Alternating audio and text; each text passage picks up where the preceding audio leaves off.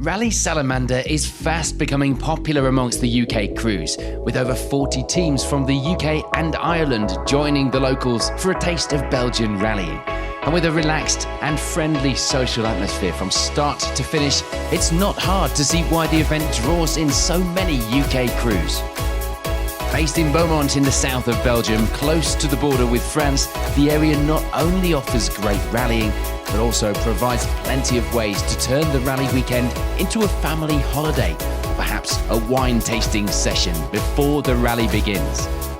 So David Tin leads the UK entries away in a top 10 dominated by overseas crews.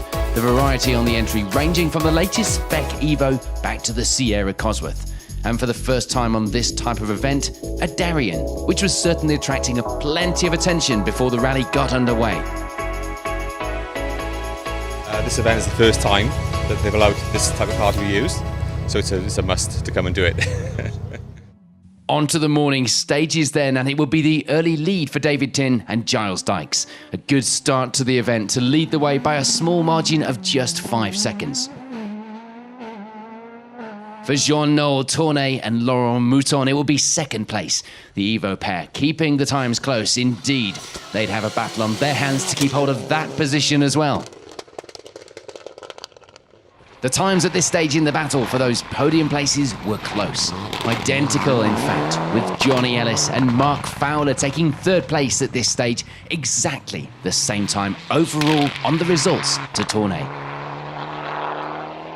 Mark Jones and Jonathan Hawkins would be a little further back from the podium places. They take up fourth place for now, but we're still just half a minute off third. The times outside our podium will be close too, though, with John Reddington and Michael Fitzgibbon taking fifth place at this stage, just 3 seconds back from Jones. And there will be a further 3 seconds of a difference between that fifth place and Vincent Vertommen and Rocco Bellarosa, who lie in sixth at this point in the event in their Evo, were taking up that position. Anthony O'Brien and Niall McDade bring their Evo 10 to the end of this loop with 7th place overall.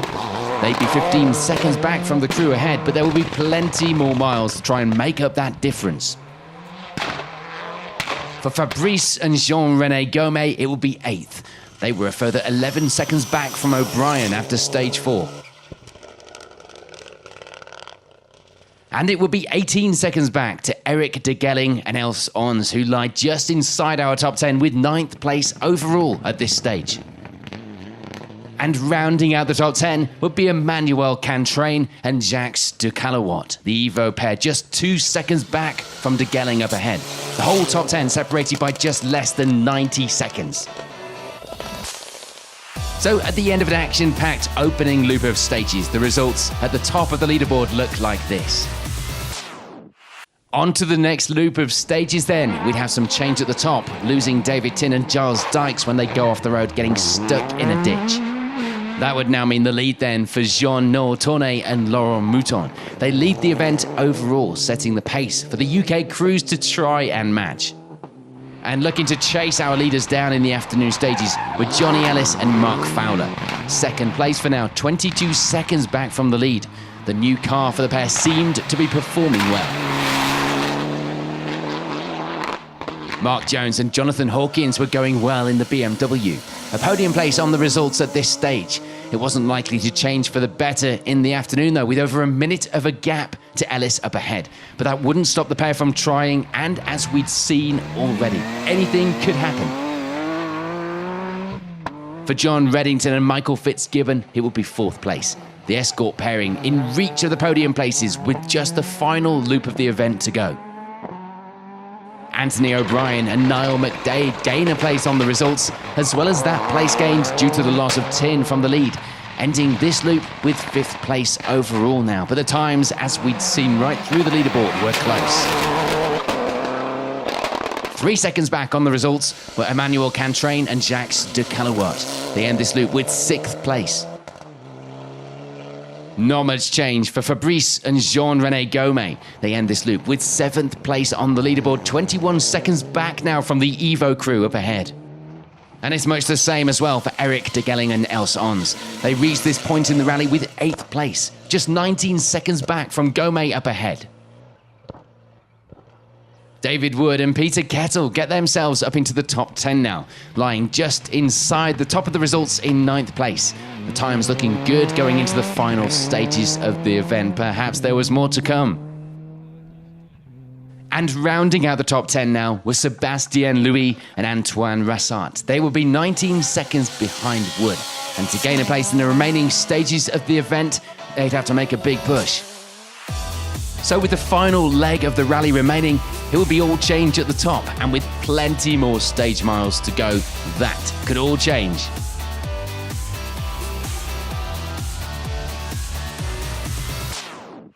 On to the final stages of the event, and there will be some shake-up in the results. The top 10 now being rounded out by Ralph Merton and Max Plum in the Golf GTI. Stuart Ramby and Ian Bass also make a move into the top 10 as well. They end the rally with 9th place overall in the Escort.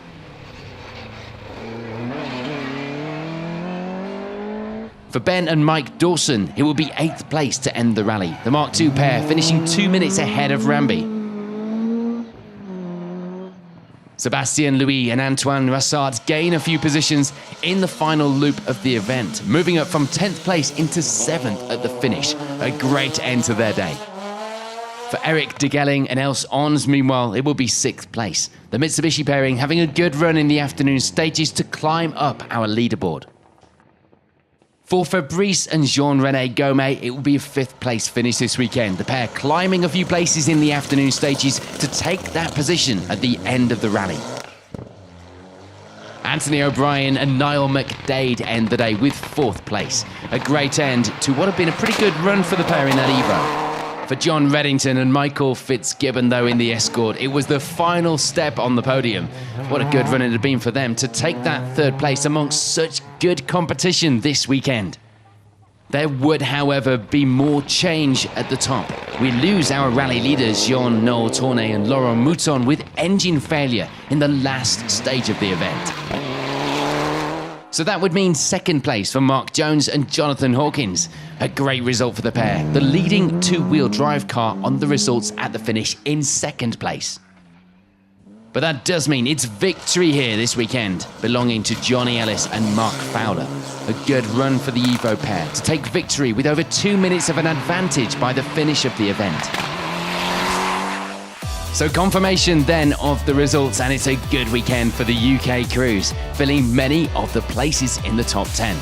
If you fancy a taste of Belgian rallying next year, then search online for Rallye Salamandre or check out our social media for all the details. We'll see you there, hopefully, in 2018.